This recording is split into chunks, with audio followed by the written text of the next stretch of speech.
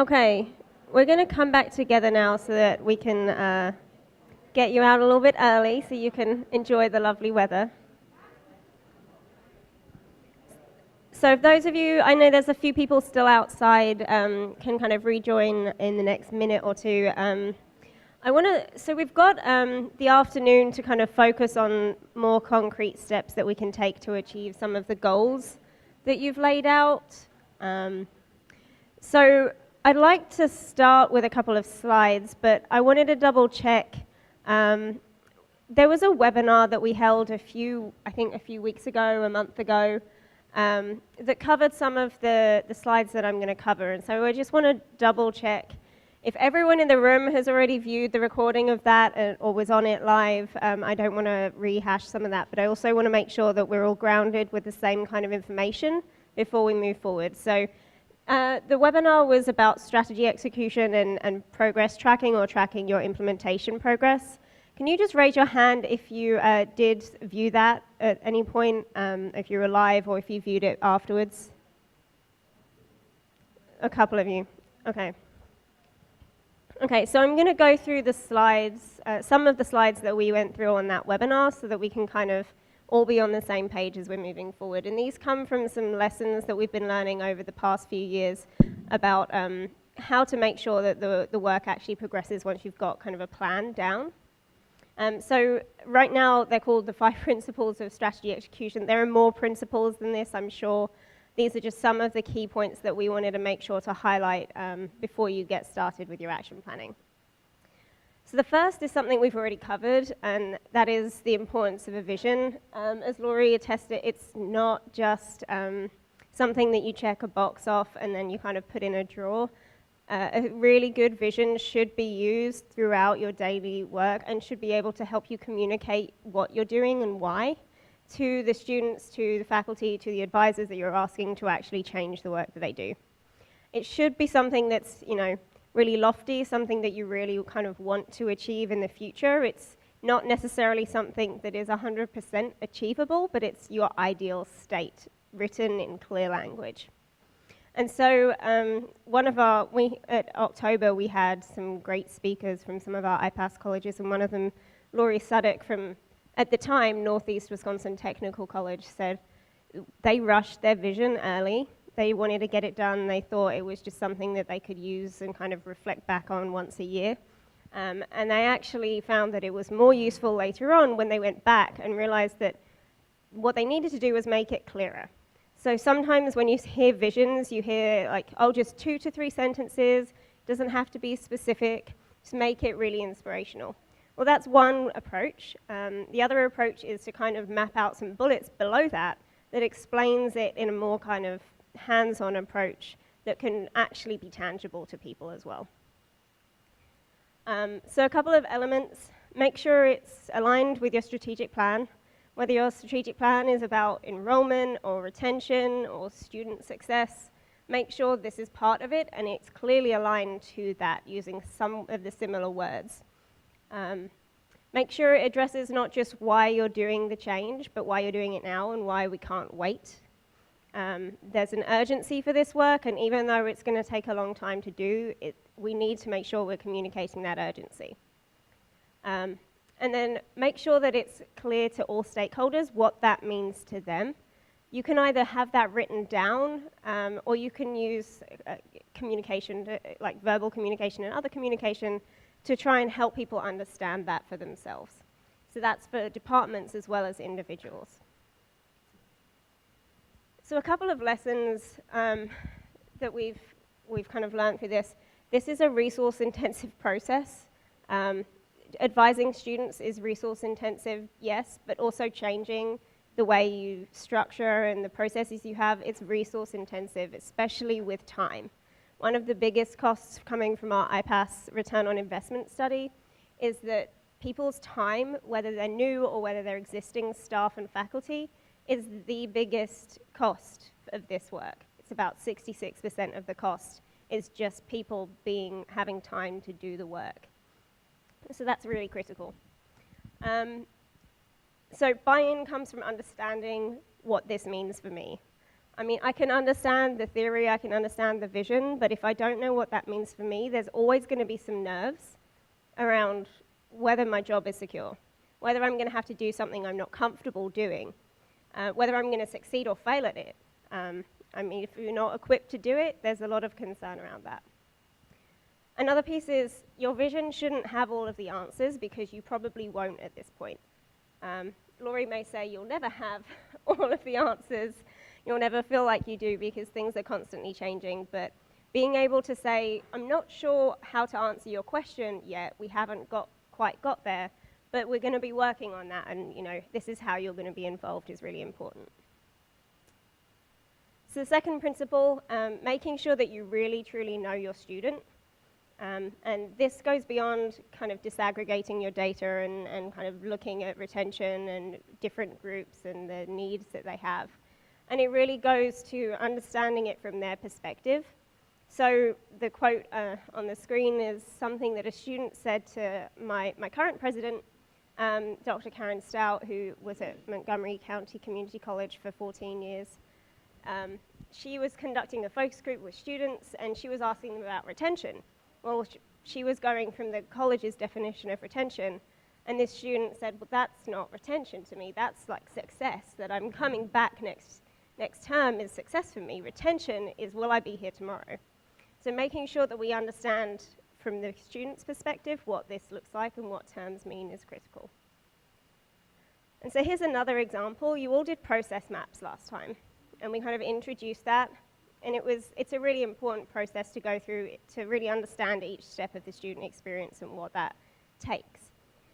This is an example of a process map that a college did where they actually brought in their students to add to their process map. So this is what it ended up looking like. And then this shows, to some extent, a couple of repeated points that the students added. So you'll see there's post-it notes near those circles. And what that meant was the people who had created the process map had actually missed a critical piece of the student experience that was consistent throughout all these different aspects, or all the admissions and entry and registration. And what it said was, take a ticket and wait. And so they hadn't experienced that for themselves. They thought, well, you go to advising, and then you kind of go to your advisor and you do this, and the students were like, hang on a minute. You think I just appear and my advisor's free? I have to wait for 20 minutes. I don't have 20 minutes to wait sometimes. And so, by bringing the students in, they weren't just looking at their processes. They were looking at the processes from the student's experience, the student's perspective, and then they could use that information. It was more valuable to them as they were redesigning how they did that. So these are just a couple of the questions you'll want to answer. There are a variety of different ways to kind of get the student input, and there are 3 kind of categories we have that will be on the next slide, but these are some of the questions that we want to answer. So it does go well beyond, what your qualitative data and quantitative data may tell you that you currently have, and it does require some kind of in-depth kind of focus groups or interviewing. And so a way you can start this is existing research. There's plenty out there about high-impact practices, promising practices that help students succeed. There's plenty of different research papers and other things out there. One of them is on the screen right now. I'm not going to read it, but for example, George Q's work, he's got a lot of work about what successful students need, what their experiences should look like. This is a great starting point for you to start exploring what this looks like on your campus and what this means for your students. And then these are some of the ways that we encourage you to kind of talk to your students and learn about the student perspective. So we have immersion, which is when you're really trying to experience it yourself. So Laurie over lunch was saying they had a letter that went out to students once they were accepted that introduced the students to the Navigate tool. But actually what they found when one of their colleagues applied was that the letter wasn't actually being sent. They had asked people if it had been sent, and they said yes. But when someone actually went through the process themselves, it didn't appear. They didn't get that letter. So immersion gives you one kind of perspective on that. It is also, you bring your own biases to immersion, so as you're going through these processes, you have different motives and different experiences than the student would have, so it's only one kind of way of learning about it. The other is observation. So there's multiple different ways of doing it, either in a controlled environment or kind of in the wild, where you're seeing what actually happens on campus. And there are positives and negatives to each of those things, but observing students gives you another aspect, another way of seeing the student experience.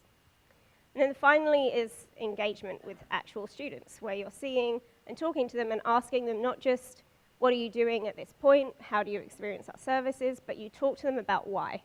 So you really get into the deep understanding of why they felt the way they felt about their experience or why they experienced it a certain way. So making sure that you kind of do some activities in each of those areas is really important for making sure that you have a holistic understanding of the student experience. Principle 3, and we talked about this at the last institute quite a bit, and to Laurie's point, the bringing in of faculty to the team is a really critical piece that a lot of institutions struggle with, whether they're unionized or not, whether faculty have a role in advising or not. It's important that they're on board. So making sure that your team is unified and working collaboratively towards the same vision is really important. And organization, as well as who's on the team, like how the team actually operates, is an important piece to plan out carefully for your culture as well. So change leadership theory, John Cotter, we've worked a lot with some of his theories and trainings through IPAS. But his new book, his relatively new book, talks about the importance of having kind of a structure that helps make sure that things continue to happen, so the day-to-day continues to happen. But then also having an arm or a kind of a structure that enables a certain group of people to focus on innovation and the redesign and then feeds into the kind of existing is really important. So making sure that we have both of those pieces in the way that we design our team and the way that we enable people to engage with that team is really helpful. And so our colleague, Alison Cadlick at Sova Solutions, really likes to talk about how to move beyond just buy-in. So buy-in can be kind of passive. It's kind of like, well, I'll just sit here, I'm not going to say anything, I'm just going to accept that it's happening, but I'm not going to actually engage.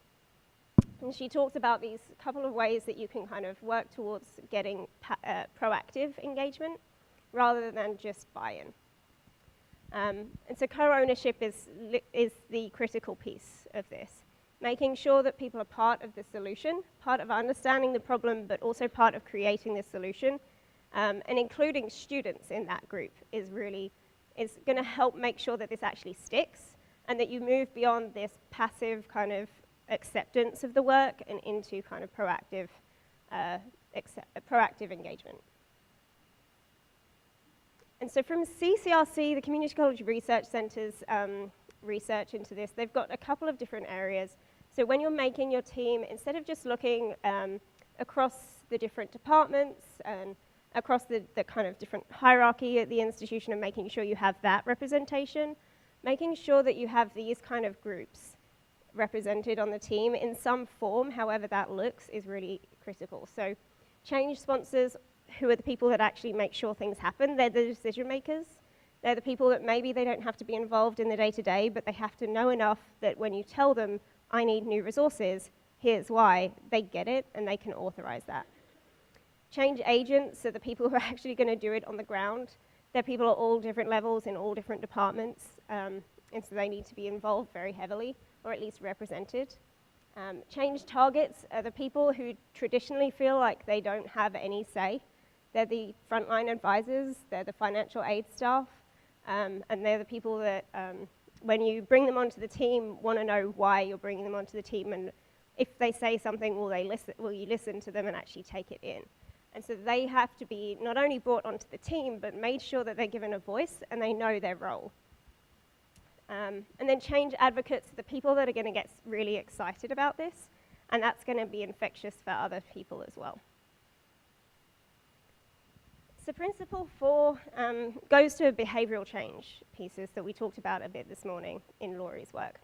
So making sure that if you want people to change the behavior, the structures you have in place, the policies you have, and all the protocols that you have actually reinforce that behavior that you want to see. So the first thing to think about is if you're actually going to do this, the way execution happens is by individual people on a daily basis doing the things that you want them to do, doing the things that help students most. And so if you're not putting those structures in place and making sure that it's easy enough for them, it's not going to, your strategy execution is not going to succeed. So one theory that we use, that we've kind of used with multiple other states and institutions, is Fogg's behavior model. So it comes from a lot of the theory. It's very useful in helping think through how your structures are in place. So if you want, for example, advisors to have more in-depth kind of developmental conversations, you can look through these kind of different motivational and simplicity factors. So the core motivators, there's high and low motivation, obviously, and that's based on a lot of kind of instinctual things, like do they get why? Do they get the vision? Do they understand why we're doing this? Do they see the benefits that this could have for the students and for themselves? Do they accept that this is the right way to go, and they're not passive about that acceptance, but they're excited? So there's all those kind of emotional core motivators. There's also motivators that are related to their job descriptions, whether they move up in their career, those kind of pieces as well. You can also look at the different, the ability pieces. So, okay, you've asked them to have these developmental conversations. Well, we have a survey of our IPAS colleges, the 26 2- and 4-year institutions, and we asked them what training they were providing to their advisors for this. And they said, well, we train them. Yes, absolutely. All of them said they had training. So then we asked them what the training was about. And they said, the technology, how to use the systems. We're like, okay, what about anything else? They said, oh, our course sequences, so that they know how to advise students through their course, through their program of study. We're like, great, anything else? Only like, I think maybe 8 of them said yes, there's something else. The rest of them said, no, that's it. What else should we be teaching them? Well, not everyone knows how to have a developmental conversation. There's a lot of theory behind how to have developmental conversations. It's not as intuitive as you might think, especially with students, especially around careers and academics. So making sure that you have the professional development in place to enable people to have the ability to do the new behaviors you want them to implement is really, it's going to be the difference between success and kind of failure. And if you think that people have high motivation, they have the high ability, you've got to look at other pieces. So the simplicity factors you see on the screen there give you other factors to think about if you know that they can and want to do the job. So do they have the time? Answer often is no. In community colleges, no, they don't have the time. So how do we make the time for them? How do we help structure this so that they do have the time? Do they need money to be able to do this? Is there something missing to enable them to be able to actually do this, like, for example, technology? How much effort does it take? If it's really hard, it's going to take a lot more mental capacity and a lot more time. If it's something more routine, it can be easier to change. There's a couple of other pieces on there as well. And then if none of those things are the issue, you can look at whether we're reminding people to trigger the behavior that we want to see. So we're all busy, we're all seeing multiple students in an hour, and we've kind of got to keep on top of all of that, as well as all of the emails that come out, as well as all of our stuff in our personal life. We are not kind of just confined by our work. And so making sure that we use triggers to kind of remind people is going to help make sure that you get the behavior you want to see. So for example, does anyone have a power company that sends them an email out that says, or a letter out that says, you're using this much electricity, here's what your neighbor is using, here's what you used last month, here's what you used the month before, here's the impact on your bill? Does anyone get that? That's a behavioral trigger. That's reminding you, you're using electricity every day. You may not remember that, but you are. And you pay for that, and really you should think about how you can reduce the bill. Here are some tips that we have for you to reduce your bill. And so those kind of things are really going to help people to remember to do the behavior you want them to do, It doesn't not happen because people don't want to do it often. It's just remembering and being able to do it and giving reminders about how to do it as well. And so then principle number 5, we'll talk about a little later on. So I'm just going to introduce it and then we can talk a bit more later, is making sure you're closely monitoring the implementation of the work. Not the impact on the student experience, not the impact on student outcomes, but how the changes are actually happening. So if you want advisors to have these developmental conversations, how do you know after week 1 it's working, that you're on the track? How do you know after week 2, after week 3? Is it awareness at the start that that's what has to happen? Is it the number of advisors going to training for this? Is it the number of students reporting that they have more meaningful interactions with advisors? At each stage, what are those metrics that are going to tell you that you're on the right track? So we'll talk a bit more about that this afternoon. So now I'm going to spend a bit of time working together on one of the goals, that you put together this morning. So what we want you to do on pages, I think it's 4 to 6, there's additional exercises. So for one of your goals, we want you to think about some of the key milestones over the next 2 to 3 years that you need to achieve in order to reach that goal. You may not get there in 2 to 3 years, and that's okay, but what will get you closer? How will you know you're getting closer? And these can be big things that happen in 6 months, in 12 months, in 2 years, but jot down some milestones for that goal. And then next, we're actually asking you to think about the next 6 months. So the next steps that you have to take, you can break it down as low as you want, to send an email out on Monday to these people to ask them to come to a meeting. Just break it down into manageable steps that you can take over the next 6 months to reach one of those milestones, to reach 2 of those milestones, whatever you think you can achieve in the next 6 months. So we're going to give you about half an hour to do some of that. We'll check in with you again in half an hour and see where we are if we want to continue working on that piece. We'll be around kind of helping out if you have questions. But are the instructions clear for the next activity? Yep. Okay, half an hour. Okay. So we're going to come back together. I know you won't have had time to plan out your next 6 months, but hopefully you have a couple of steps that you can take to get you moving closer to one of your goals and some of your milestones at this point. So we're going to move on to kind of how you know that you're on track with your implementation. And so this is often a big challenge for community colleges. There's too much data and don't know what data to use. It's data that is very much focused on student outcomes, which is very much lagging. It doesn't tell you what's going on as it's happening. So one of the things we've been working closely with our IPAS colleges to do is to try and figure out a couple of metrics that you can use to make sure that what you want to achieve is what you're achieving on kind of a rolling basis. And so we're going to provide a couple of examples of how colleges have used a data point to then inform a change to some of the work that they're doing. So you have Chapter 8 in the toolkit. Just as a one point of reference, the toolkit you see online is different to the toolkit that you had at the last institute. We added a chapter and switched a couple around.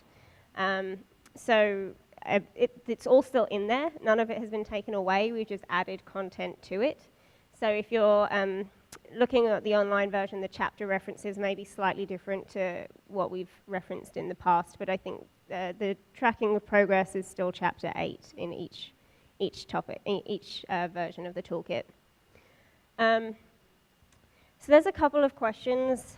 I think we may have presented this slide before, but as you're starting to use data in how you refine your work and figure out where you need to go, there's just a couple of questions that we encourage you to kind of think about and ask.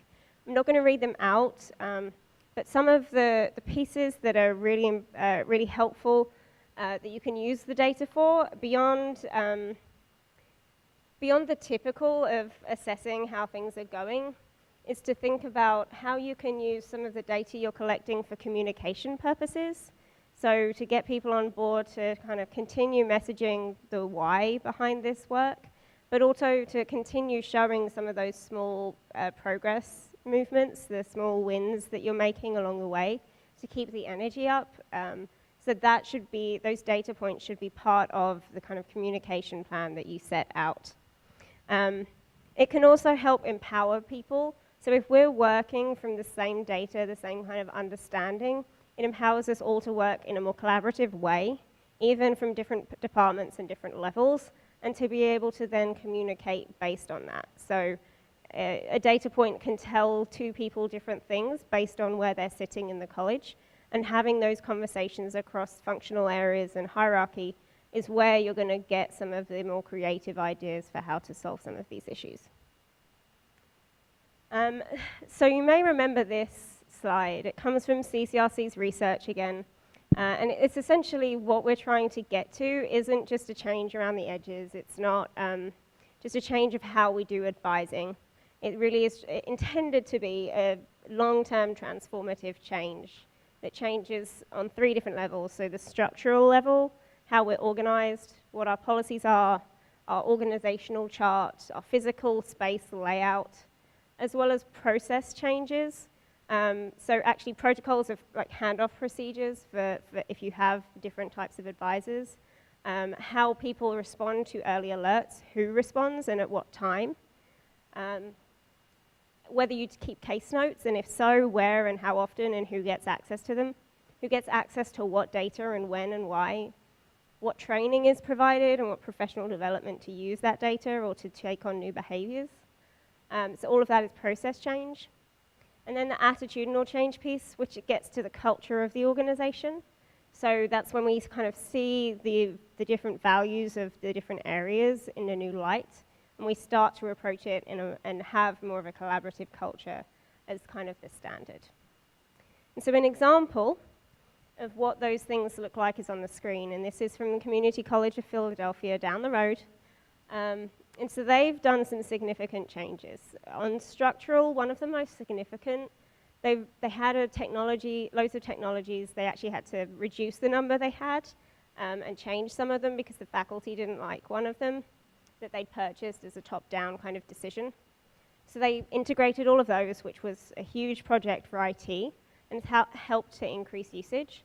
But one of the most impressive things was they managed to kind of demonstrate the impact that reallocating some resources internally could do if they hired new advisors. So they managed to kind of make the case to the senior leadership that we need to move away from a faculty advising model solely because there's no one in charge of it, it's not consistent, it's not doing what it's intended to do. Here are the reasons why we think we need to move to professional advisors with faculty playing this different kind of role. And so they managed to find funds additionally internally. They were not grant funds, they were not coming from Title III grants or anything like that. It was all internal funds that they reallocated. For process change, they had some trouble with uptake of technology at the start. One of the reasons was the single sign-on. It was a lot easier once they got to that stage for people to start using the different technologies because you didn't have to remember multiple passwords, didn't ask you to change it at different times. But they also found out that they weren't providing training in the right formats for people. So they were saying, come to this training, we're setting up this new technology or this new process, we'll train you on it and then you can go away and do it, and here's the PowerPoint, so you can refer to it later. Well, that wasn't helpful. So what they did, they created kind of different options of training, and the faculty and staff could pick whatever best fit their schedule and their kind of learning style. And they, for example, they had kind of online trainings that were mini modules that they could take 5 minutes every lunch and sit through a specific training piece, and that would all tie together. They created a lot of shifts based throughout their IPAS work. So they started some of this work before they came to us as IPAS 2 school, but they came to us, especially given that it was a Gates Foundation funded project, thinking this was about the single sign-on piece. And that was the way they approached it at the start.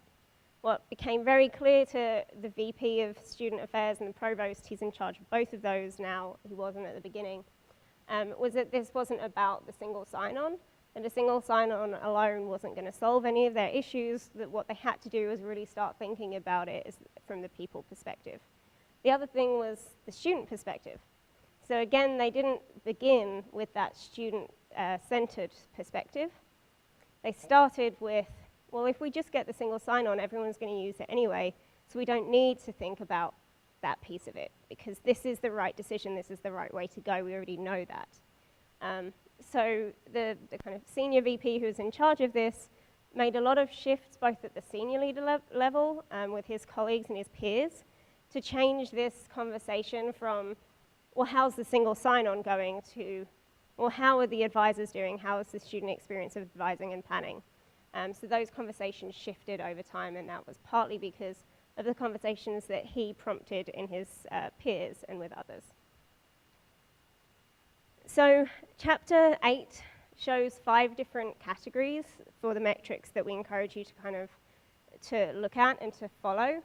It is not necessarily your role to specify exactly which metric how you're gonna track something. What it is your role to do is to help the IR department with that. So you have to kind of think of the changes that you want to see, and then how do you know that you're going to reach that? It's not necessarily student retention.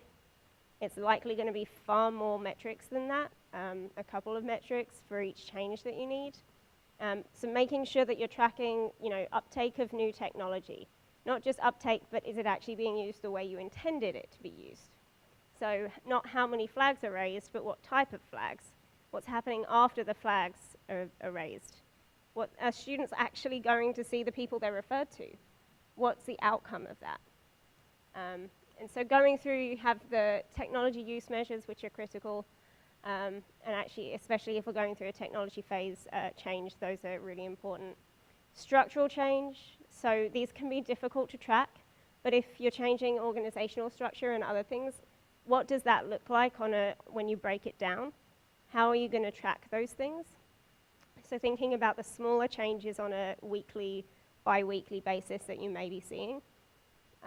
Process change measures, so if you're changing your handoff procedures, how are you going to know that that change is actually being followed, that those new processes are being followed?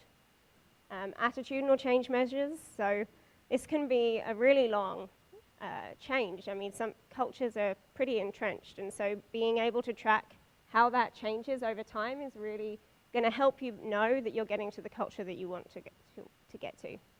And obviously student success measures disaggregated by different student groups that are particularly important on your campus is really going to help that's the whole goal of this, is to improve the student experience and student outcomes. So a couple of examples, so we have 2 colleges, a couple of examples from each about a data point or an insight piece that they found and what action they took. So Community College of Philadelphia, there's a lot of buzz right now about you shouldn't allow students to do part-time, you should make sure students go full-time at least one time, all of that kind of stuff. Well, that's just not feasible for a lot of our students, it's just not. No amount of advising in the world is going to help students who can't physically take more than 2 classes take more than 2. But there are certain things that you can do, and so Community College of Philadelphia found that if the students took 9 credits, they were significantly more likely to succeed than if they took any fewer credits. And so that's still part-time, right? So they worked with their advisors to kind of help talk through the different methods for how to have those conversations with students and part of that is the financial piece. A lot of the students that weren't taking 9 credits had full-time jobs. And so it was having those conversations with those students about realistically, what can you take, what can't you take? Do you have to work full-time right now? Why are you working full-time? Is it because you need transport and you need to pay for your car, or your students, or you have a child, or you're caring for an adult and you need kind of finances for that? And then working through to kind of see what options are available to those students. And so they had protocols and new training in place based on that for advisors to help them have those conversations with students. The second piece of insight was they had an early alert tool some faculty were really excited about it and were using it, but it wasn't increasing over the years. So the same faculty were using it year in, year out. And what they wanted to do was expand that to new faculty. And so this is where the new training options became really, became fundamental to how they did that. They actually, from 2015-16 to 2016-17, increased the number of faculty using the early alert tool the way they intended it by 20%. So they managed to get 20% extra faculty to use it in just 1 year by providing different training options and making it an explicit kind of mandate by the senior team that this is what you're expected to do. That it wasn't necessarily enforced straight away for faculty. There was no penalty necessarily attached to it the first year, but the administration signaling, this is the way we're going, you are coming on board and we're gonna have to, and this isn't a unionized college, this is where we're going and we're gonna make sure that we get there and you're gonna have to use this. So Northeast Wisconsin Technical College in Wisconsin, obviously. We covered some of the work that they're doing. They have a really great intake survey that we kind of covered a bit at the last institute. But they've also started moving into two other pieces of their kind of work, which is predictive analytics. Big buzzword right now. It means very different things to every different college. Some colleges say they don't want to do it because it can stereotype students, but actually that's more big data. That's kind of predictive modeling that give you one risk score, when in fact predictive data can mean a multitude of different things and can be big or little data. But they're kind of moving into the more predictive scoring piece now. And then integrated advising. So this is their making sure that their faculty mentors work in close collaboration with their professional advisors. And so a couple of examples of the metrics that they're using. They have a very extensive plan for how they're what data they're tracking and how and when. But these are a couple of examples of what they're measuring. They had an early alert system already set up from about 5 years ago. So they're continuing to track that, but they're looking at closure rates based on that integrated advising model. So they have a lot of to-do items in their Starfish system, so they make sure that they're tracking how often and how quickly it takes for those items to be closed. The number of intake surveys completed by the students, but then what happens after that so the intake form creates referrals. So what happens with those referrals once the intake form has been completed? How long does it take for those needs to be addressed? There's a couple of other examples in there as well. And so here, a couple of examples of the specific insight that they found from some of their data and what they did. So the predictive data, unlike some other predictive models, they made sure that their predictive model is based on completion, not retention. So traditionally, many predictive models say, how likely is the student to return next semester?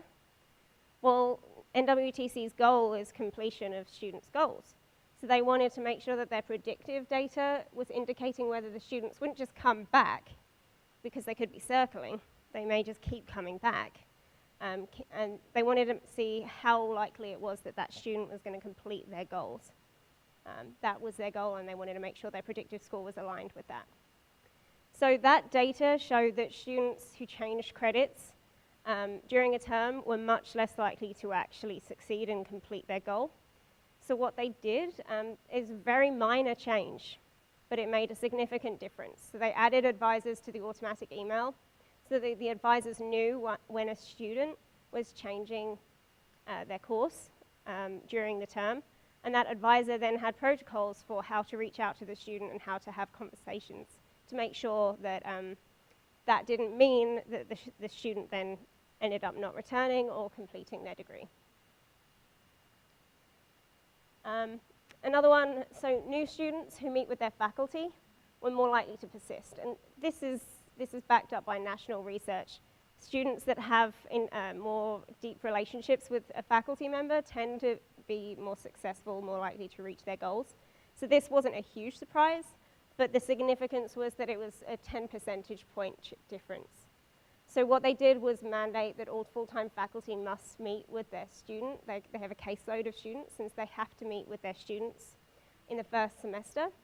So remember, they have the faculty mentor and professional advisor model. So they actually mandated that the faculty mentor be one of the people that has to meet with the student that first semester, over and above the professional advisor. And while NWTC isn't in a unionized state, they've had a really progressive approach to how they've incorporated faculty into these changes.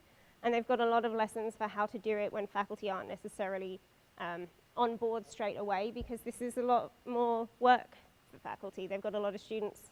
My husband's an adjunct faculty member. At any one time, he has between 80 and 140 students. He doesn't have the time when he's going between campus to do all of this stuff. And this isn't intended to be just for full-time faculty. So we have the final activity where we wanted you to start thinking about how you would track to know that you're on track for implementing one or two of your changes. So if what we want, I'm going to kind of reduce the number here, but we want you to think of 2 changes that you want to see or that you're going to need to see to reach one of your goals. So is that the way advisors engage with their students? Is it the way we work together across departments? Is it the physical layout of the organization or of the campus? Whatever those 2 changes you want to bring up are, we want you to think of the next 3 questions. How will you know you're on track after 1 week, after 1 term or semester, and then after 1 year? And so there's an example, because this is so hard, there's an example in your handout in the first line, the first row of this table, to give you an idea of what we're looking for and what this could possibly look like. So if we're doing 2, we're going to give you about 15 minutes, maybe 20, to think through those 2 changes and what those may look like. And we're not asking you to come up with the exact metric or the exact wording of the metric, just the general idea of what you think this could look like, or how you think you would know. The goal would be then to work with the IR department to develop an actual metric that you could track and a collection plan for that data. So I'm going to give you 15 to 20 minutes, and we'll be coming around to check on progress as well. Okay. So before we go, I'm going to let you out fairly shortly. We've got a couple of, this is a long process you're going to be engaged in, as you know. So there's a couple of resources we want to make sure we're highlighting that you can use along the way to help keep you on track and keep you thinking about what could be next. So here's just a couple of things that the Student Success Center is providing. And I know they may talk a little bit more about what this is, but we have a webinar coming up next month that is going to be focused on how you overcome some of the challenges and what the next steps may be for continuing and making sure that this work continues on your campus. If you have any specific requests for what we will cover there or for what challenges that you're facing, please send them to Christine and Donna, and they'll make sure we get them so that we can tailor the webinar for you. We can also bring in additional colleges to talk about how they've overcome some of these challenges if you're interested in that as well. So whatever kind of things you're thinking of, make sure to write them on the evaluation and to talk to Christine and Donna as well. And then they have a career conference that's coming up that I think you have flyers outside for that describe what's going on. And Donna or Christine may cover a bit as well. There's a couple of resources that we encourage you to continue using or start using if you're not. So the first is ATD's Toolkit. So it's free online. You can share it with whoever you want. It's free to download. CCRC's IPASS research is ongoing. They have practitioner packets that summarize the research into kind of very small, because they're very research-based, into a smaller piece of reading that you can do that's much more actionable. They have a rubric now that I think we kind of introduced the idea of last time, and that's available and free to download as well. They're coming out with more of this kind of stuff ongoing. One of the things we're working on with them now is pulling together 4 case studies based on what the models are for 4 of our IPASS institutions. So that'll be coming out in the fall of this year. And so just keep, that page is where they post all of their IPAS research, so keep watching that page as they'll be adding more stuff as we go. The other thing is I hope you see that in addition to each other and the Student Success Center, that Achieving the Dream can be helpful, either connecting you with colleges that are using the technology you're looking into, facing the challenges that you have. We have over 230 colleges and we're happy to connect you with any of them. We know quite a bit about the colleges and the work they're doing, so please feel free to reach out to us with any questions you have. We also have plenty of connections with national partners who may have research or support in the area you're looking for. So please feel free to just reach out to us and we'll connect you with those tools. We also have our annual institute. It's now called Holistic Student Support Institute. And so that's going to be in October. Some of you knew that there was the first one last year. It's sold out, so if you're interested in coming, please register before August if possible. That's when it sold out last year. So we're going to be opening registration in April. If you're interested in learning more or making sure we reserve a spot for you, if you have a long process or bureaucracy to get those approved, please email me. And this is just another way you can kind of check in with each other and really get working with a facilitator and kind of hear from other colleges what they're doing as well. We've got a new support for coaching as well. So if you're interested in the more personalized one-on-one support for your institution, there's a way we can provide that. We have coaches that are available that have worked with our IPAS colleges or are from IPAS colleges that are going to be helping support with this. And this is just an idea of what we're going to be doing in that area.